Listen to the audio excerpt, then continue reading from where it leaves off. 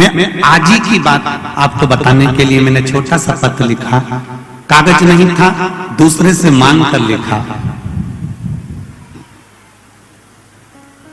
मैं घर से निकला था भीकन गांव के लिए, मोटरसाइकिल से मेरा पर्स लाला खेड़ा गांव के पास में गिर गया तथा मैं भीकन गांव परिवार के साथ पंडाल में 10 बजे पहुंच गया था। इसी दौरान मेरे पास में फोन आया।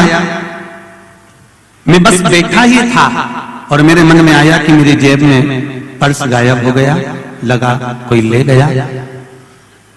मुझे फोन आया कि आपका पर्स भीकन गांव के पास में ही गिर गया है लाला खेड़े में, और आप चिंता न करिएगा, जहां भी हो आनंद से बैठिएगा। आप जब यहां से निकलेंगे आपका ये पर्स आपको प्राप्त हो जाएगा। रूप सिंह जी सोलंकी जी बैठिए। श्री शिवाय नमस्ते। इसमें लिखा आपने, शिव जी की कृपा कैसी होती है गुरुदेव, ये इस पत्र के माध्यम से कहना चाहूंगा। आज की दुनिया में अगर किसी को पर्स मिल जाए, पैसा मिल जाए, तो कौन होगा जो वापिस लौटा देगा? वो लौटाने वाला भी कहीं का भोलेनाथ ही देगा, शिव ही होगा, कोई दूसरा नहीं।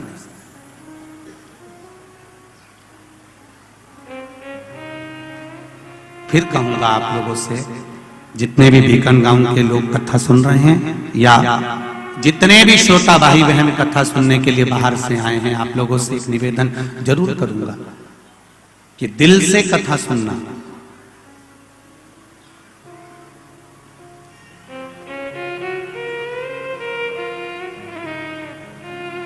हमने एक बार कथा में कहा था, हैदराबाद की कथा में वर्णन किया था कि दिल्ली में ऑफिस रखो मना नहीं है। कहां पर? बोलो बोलो जरा जम के बोलो। दिल्ली में ऑफिस रखो मना नहीं है, पर हर एक व्यक्ति के दिल में घर रखो ये जरूरी है। दिल्ली में ऑफिस रहे तुम्हारा वो मना नहीं है, पर हर एक के दिल में तुम्हारा घर होना चाहिए, प्रत्येक व्यक्ति के। ये 24,000 श्लोक की शिव महापुराण की कथा अगर आपके हृदय में बैठी है, आप श्रोता बनकर इस कथा का रसपान कर रहे हैं, ना जाने कितने कितने लोग, करोड़ों करोड़ों लोग हैं जो प्रतिदिन शिव महापुराण का इंतजार करते हैं, टीवी का चैनल बदल बदल के देखते हैं, कथा आ रही है, कथा आ रही है, एक दूसरे से पूछते हैं। पूरे भीकन गांव के जितने भी भक्त लोग हैं, कल हमारा जब आगमन हुआ हमने देखा आप लोगों ने अपने अपने दरवाजों पर घी के दीप जलाकर रखे थे, कोई ने रंगोलियां बनाकर रखी थी, कोई आतिशबाजी छोड़ रहा था। ये आपका आत्मीय प्रेम है। आपने हमारा स्वागत नहीं करा है, आपने शिव महापुराण का स्वागत करा है कि हमारे भीकन गांव में आई है, संपूर्ण विश्व का कल्याण करेगी, निश्चित। ये आपकी अविरल गलती है, ये आपकी दृढ़ता है, ये आपका विश्वास है।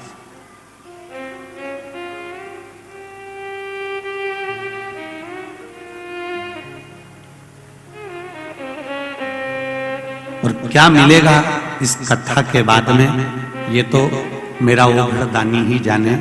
कार्तिक के महीने की शिव महापुराण की कथा है, वो क्या देगा और कितना देगा वो कुबेर भंडारी ही जान सकता है, कोई नहीं जान सकता। वो कितना देगा वो आपको मालूम वाला। मिला है मौका,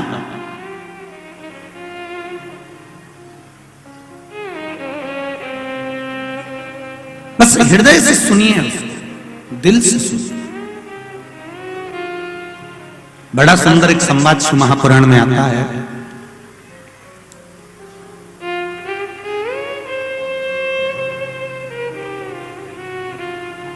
बिंदु और चंचुला का जो संवाद शिव महापुराण के अंतर्गत आया है,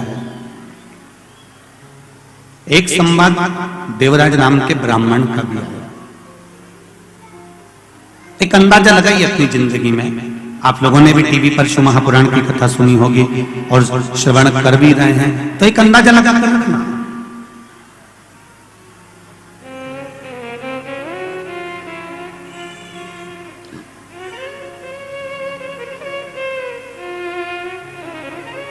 ऐसी कोई घड़ी,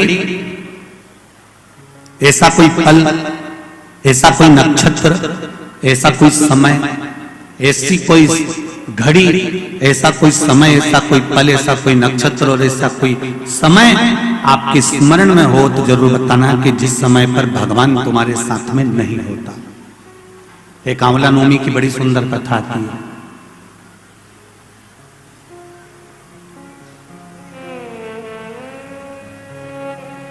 जिसको अक्षय नवमी भी कहते हैं।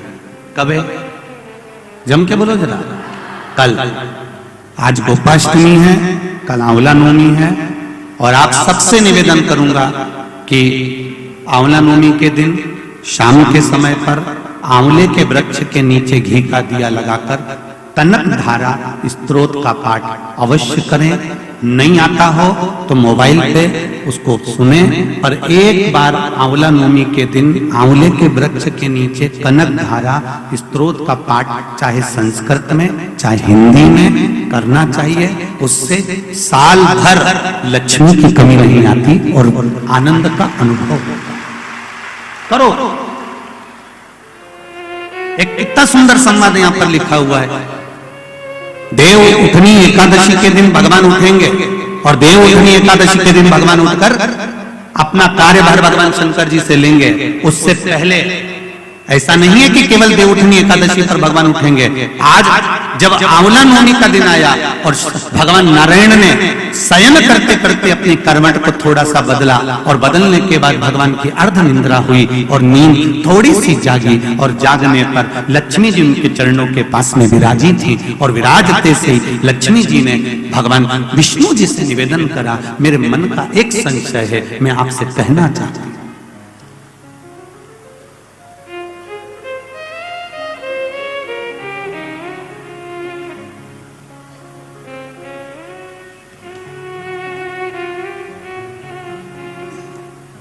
यह हमारे मन का भाव है कि हम भगवान को देव सोनी एकादशी पर सुलाते हैं और देव उठनी पर उठाते हैं।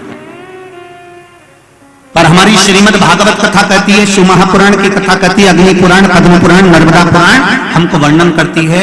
एक क्षण की निंद्रा ब्रह्मा जी को आई थी और ब्रह्मा जी की झपकी एक क्षण की लगी थी और हाथ से वेद नीचे गिर गए थे। वेद नीचे गिरे, हयग्रीवा ने धारण कर लिए और चारों तरफ पानी पानी हो गया और पूरी पृथ्वी पानी में जल में मग्न होने लगी। जरा विचार करिएगा, एक क्षण की निंद्रा ब्रह्मा जी को आई और वेद हाथ से चले गए और पानी पानी हो गया। और हम कहते हैं कि देव सोनी एकादशी पर देवता सोते हैं और देव उठनी पर उठते हैं। अगर 4-6 महीने जम के अगर वो सो गया तो एक भी नहीं दिखेगा भीखण का।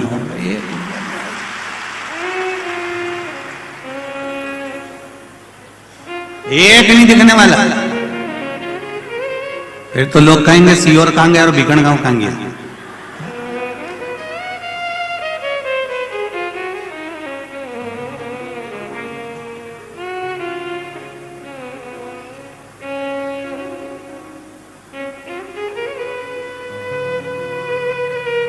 महाराज,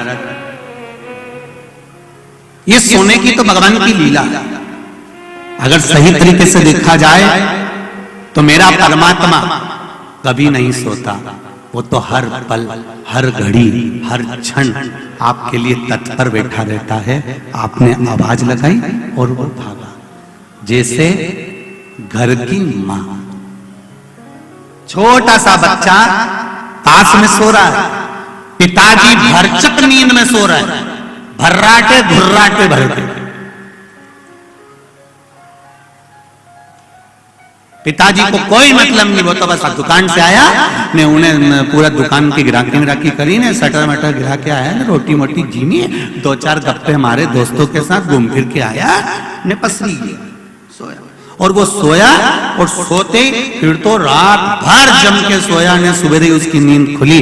पर घर की जो माँ होती है, घर की जो माता होती है, जिसके पास में छोटा सा बच्चा सो रहा होता है, उस माँ की नींद कैसे होती है। बस बच्चा, कोई माँ का बच्चा अगर इंजेक्शन लगवा कर आया है, कोई सुई लगवा कर आया है, कोई टीका लगवा कर आया है, तो माँ गोदी में ही रात भर लेटे लेटे बैठे बैठे निकाल देती है, उसकी नींद नहीं हो पाती, फिर सुबह तैयार होकर अपने काम में लग जाती है, उसके चेहरे पर सन नहीं आता। ये माँ। और अगर कहीं का पुरुष हो ना तो 25 बार के बता दे, 2 दिन से मेरी नींद नहीं हुई, धनतेरस से दिवाली तक, अब सोऊंगा और मुझे बिल्कुल डिस्टर्ब मत करना, परेशान मत करना। और यही बात जगदम्बा के दे तो बोल दे, वो कह दे तुम तो दुकान पे बैठे रहे, एक ढिग, ये घर में ढिग लगाइए, चौक पूरा सफाई करिए, तुम तो केवल दुकान पे बैठे थे। पर उससे पूछो, बेचारी है रानी बन के आई थी। मैंने नहीं बोला हो, मैं तो बोलू ही नहीं ऐसी बात।